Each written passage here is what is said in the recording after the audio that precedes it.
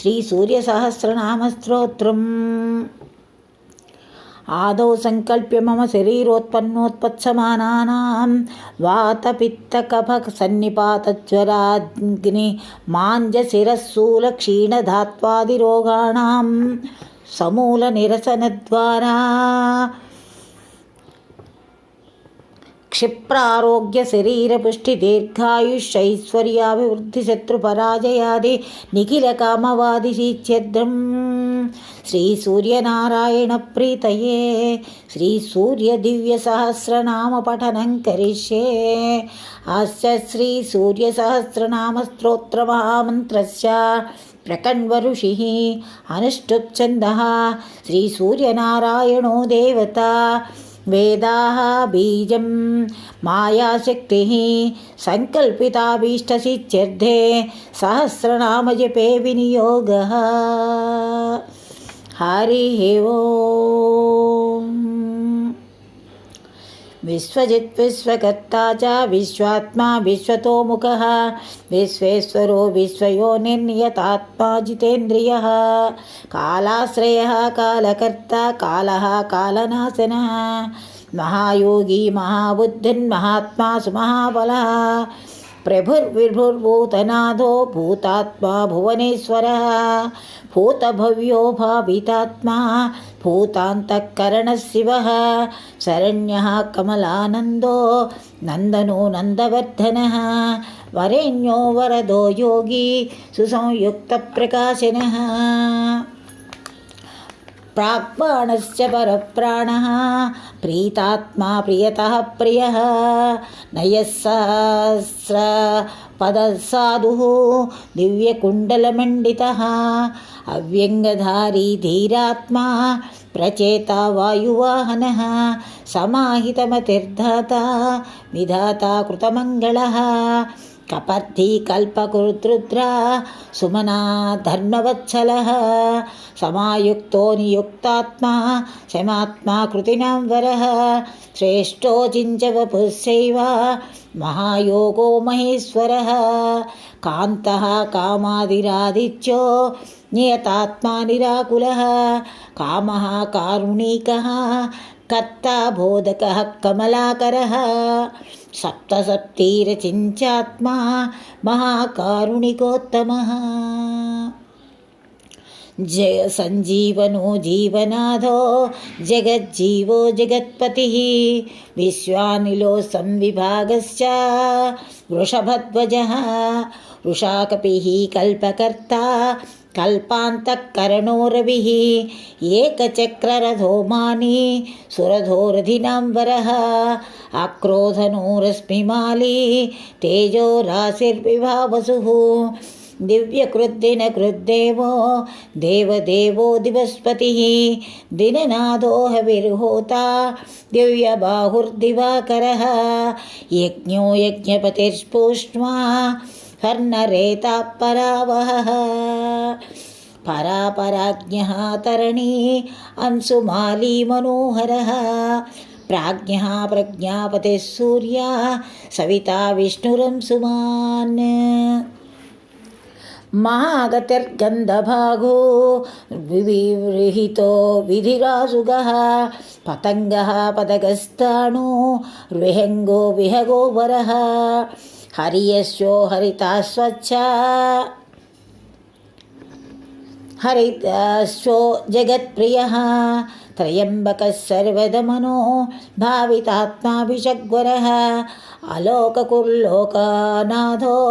లోకాలోకనమస్కృతः కాలः కల్పాంతకో వహ్ని अपनो विश्वभावनः खड्गी प्रतद्धनो धन्यो हयगो वाग्विशारदः श्रीमान् श्रीशिशिरावाग्भि श्रीपतिश्रीनिकेतनः श्रीकण्ठः श्रीधरः श्रीसा श्रीनिवासो वसुप्रदः कामचारी महाकायो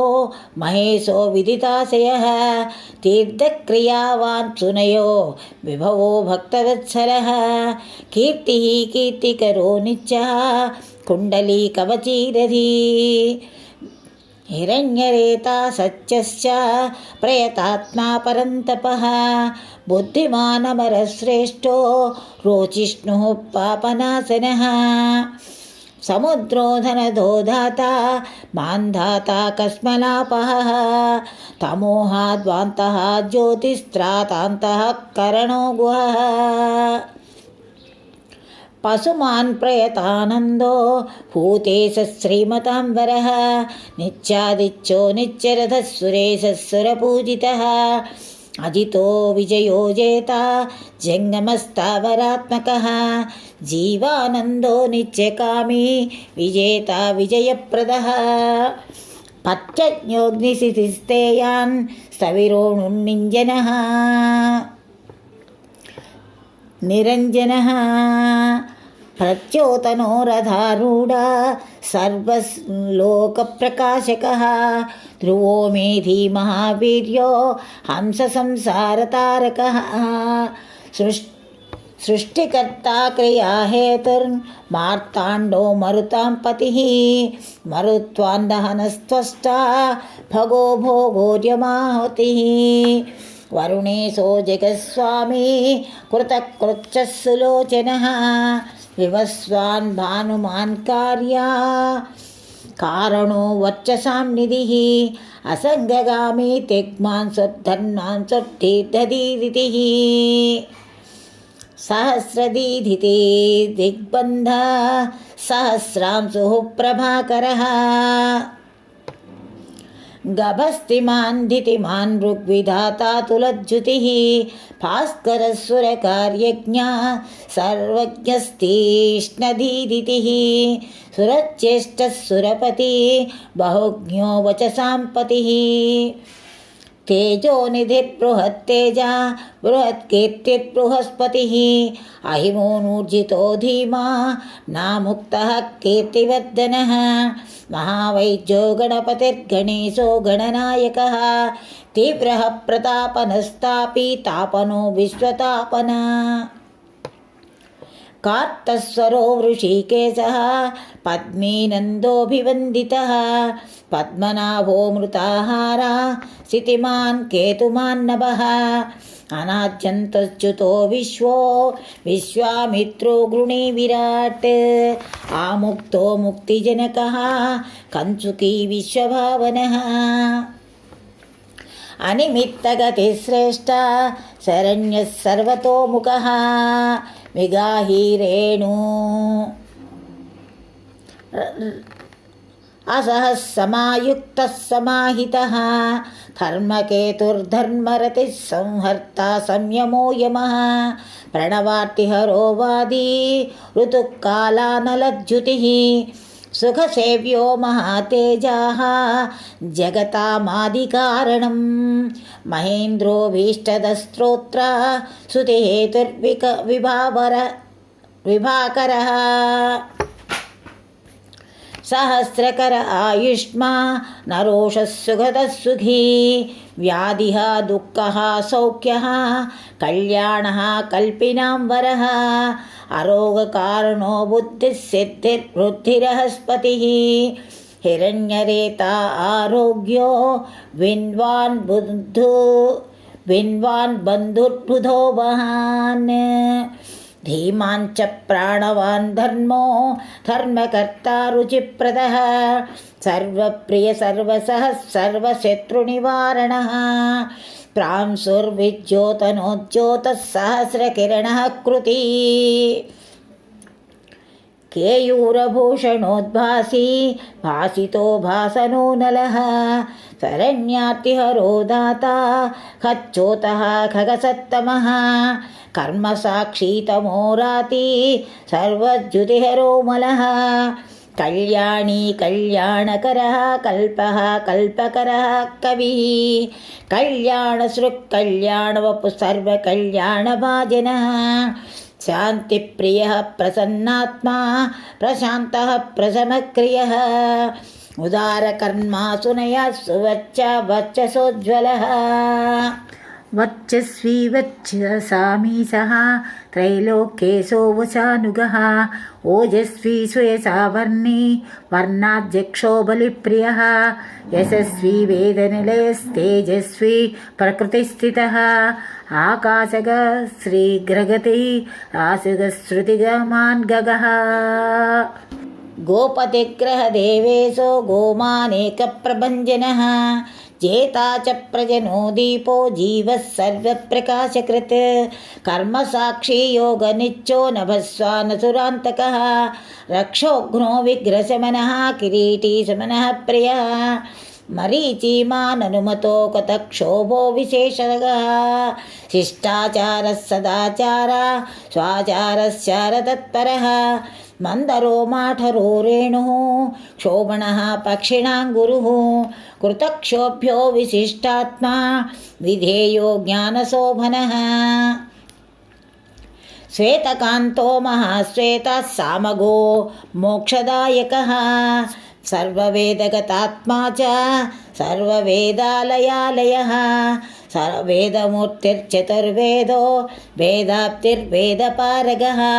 क्रियावानतिरोचिष्णुर्वरीयां च वरप्रदः व्रतधारी व्रतधरो लोकबन्धुरलङ्कृतः अलङ्काराक्षरो दिव्या विद्यावान् विदिताशयः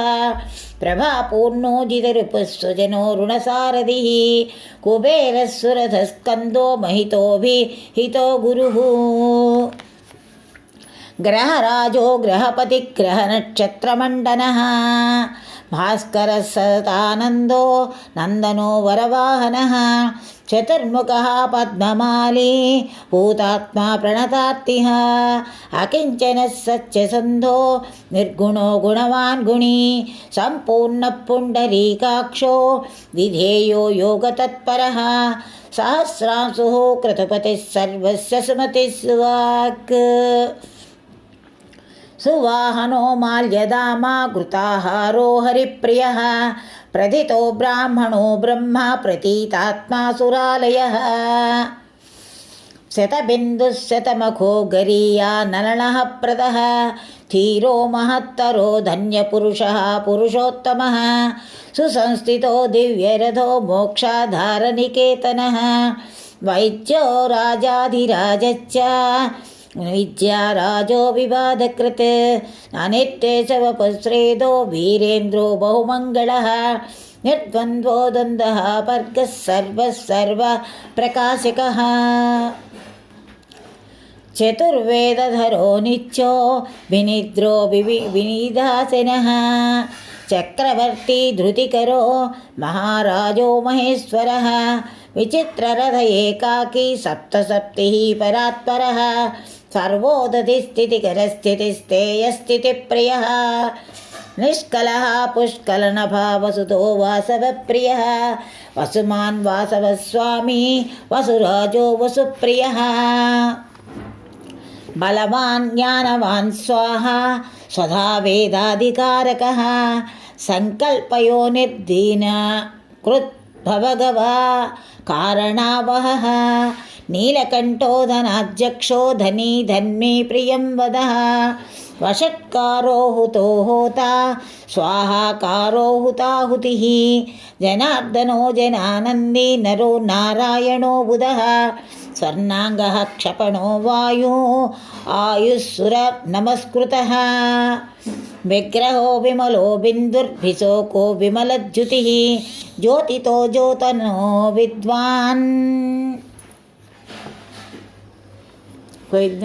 ज्योतितो ज्योतनो विद्वान् विवस्वान् वरदो बली कर्मयो निर्महामोहा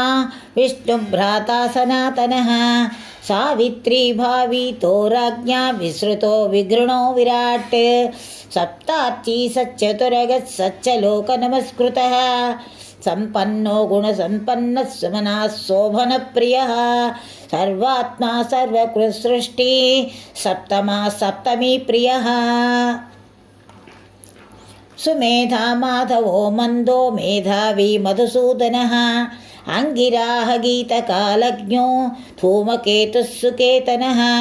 సుఖీ సుఖప్రదసౌఖ్యः కామీ కాంతిప్రియో మునిः తపనः సర్వగశ్చైవ ఆతపీ తపసాం పతిः ఉగ్రస్రవసహస్రాస్రः ప్రియకారీ ప్రియంకరः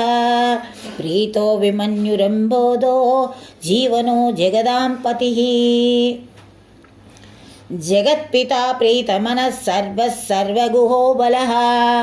జగదో జగదానందీ జగత్రాతా సురారిః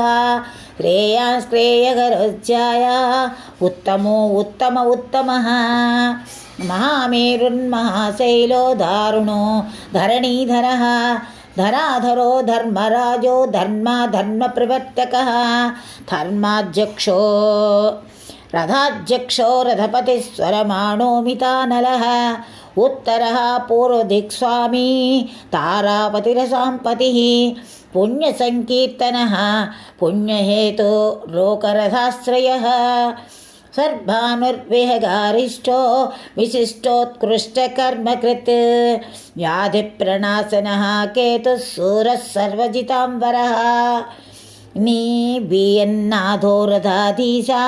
శనైశ్చరపితాసితः వైవస్వతగురుర్మృత్యు నిత్యధన్మో మహాబలः ప్రళంబహారీ సంచారీ జ్యోతనో జ్యోతితో నలः సంతానకృన్మహామంత్రో మంత్రమూర్తిర్మహాలయः శ్రేష్టాత్మా మారుతः సూనో అమతా ఈశ్వరస్సుజిः సంసారగతివిచ్ఛేత్తా సంసారార్ణవతారకः సప్తజూహः సహస్రార్చి రత్నగర్భోపరాజితः ధర్మకేతూరమోఘాత్మా ధర్మప్రకాశకः లోకసాక్షి లోకగురుర్లోకేశశ్చందవాహనः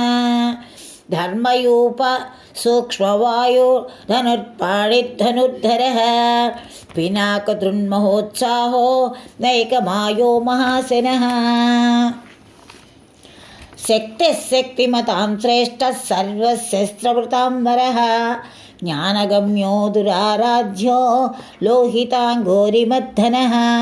అనంతో ధర్మదోదాని ధర్మకృచ్చక్రవిక్రమः దైవతచ్చక్షరో వేద్యో నీలాంగో నీలలోహితः వ్యాసో వ్యసనः వ్యాధి వ్యోమచారీ వ్యయాపహः శార్గధన్వీ శిరో భీమా సర్వప్రహరణాయుధः పరమేష్టి పరంజ్యోతిర్నాకపాలే దివస్పతిः వదాన్యో వాసుకిర్వేద్యో ఆత్రేయోతి పరాక్రమः ద్వాపరः పరమోదారः పరమబ్రహ్మచర్యవాన్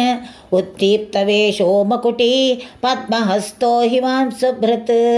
స్మితః ప్రశాంతవదనः పద్మోత్తరనిభాననः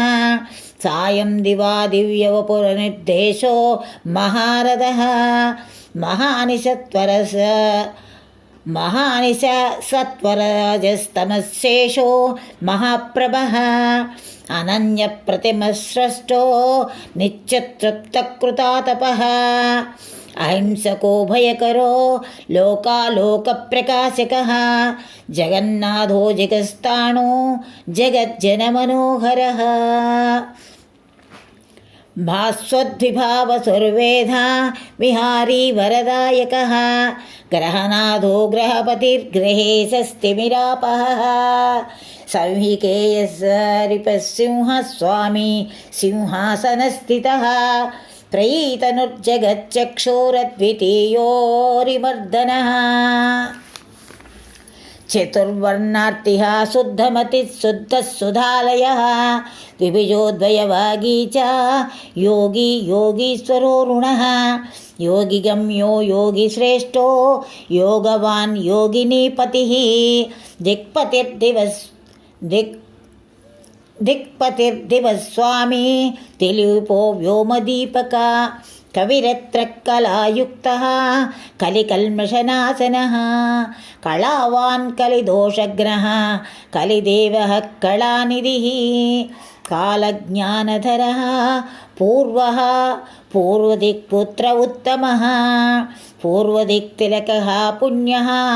పరమాత్మా పరంతపः పరాత్పరः పరంధామ పరంజ్యోతిర్నిరాంతకः ఉదితः పర్వతారూఢः పవిత్రः పాపనాశనः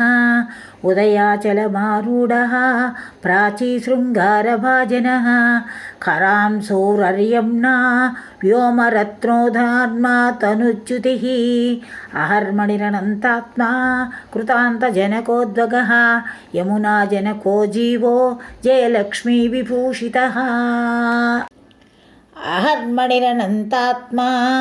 కృతాంతజనకోద్వగः యమునాజనకో జీవో జయలక్ష్మీ విభూషితः చిత్రాంగదశ్చిత్రభానుశ్చరాచరవికాసకృత్ ద్వాదశాత్మా ద్వాంతశత్రుఘ్నధ్వజ ఆత్మభూः విశ్వాధారో విశ్వనాథో విశ్వధ్వాంతప్రణాశకృత్ పద్మహస్తः పద్మమిత్రः పద్మరాగసమజ్జుతిः పద్మినీబోధనः పూతः పరమः పద్మబాంధవः నమస్కారప్రియో హేడి విశ్వరూపో వినోదకృత్ భరణీసంభవో భీమో ఊర్భువస్వః ప్రకాశనः వేదగీతో వేదముఖో ఋగ్వేదస్సామపూజితः ఇనో యుగాధికరణ స్థితిసంహారకారకः వైకల్యనాశో వేదాంగో వేదవిద్యావిశారదः సువర్ణరేతస్సు భగో హవ్యకవ్యప్రదాయకः